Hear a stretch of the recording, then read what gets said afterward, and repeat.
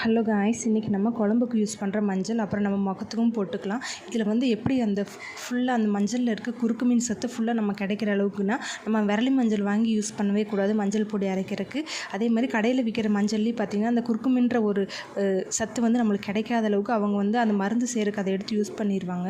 இப்போ வந்து நம்ம அந்த பச்சை மஞ்சள் இருக்கும், நம்மளுக்கு வந்து பொங்கல் டயத்துலலாம் கிடைக்கும். அந்த மஞ்சள் வாங்கி நல்லா வேக வச்சுக்கணும். இதை நான் உங்களுக்கு சாம்பிள் காட்டுறதுக்காக ஒரு சில பீசஸ் மட்டும் வேக வச்சு காட்டுறேன். இதே உங்களுக்கு 10 kg 20 kg அப்படிங்கும்போது அதை ஃபுல்லாக லைட்டாக தண்ணி ஊற்றி நல்லா வேக வச்சு மேலே ஒரு துணி போட்டு வேக விட்டுருவாங்க. நம்ம இட்லி அவிக்கிற மாதிரி அவிய விட்டுருவாங்க.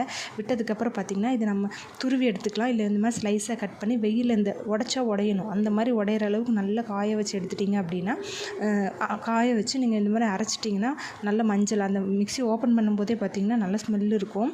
இதை உங்களுக்கு சாம்பிள் காட்டுறதுக்காக ஒரு சில இது மட்டும் அரைச்சி காட்டுறேன். இது ஃபுல் சத்துக்கள் நிறைஞ்ச மஞ்சள் இது மட்டும்தான். இது வாங்கி ட்ரை பண்ணி பாருங்கள்.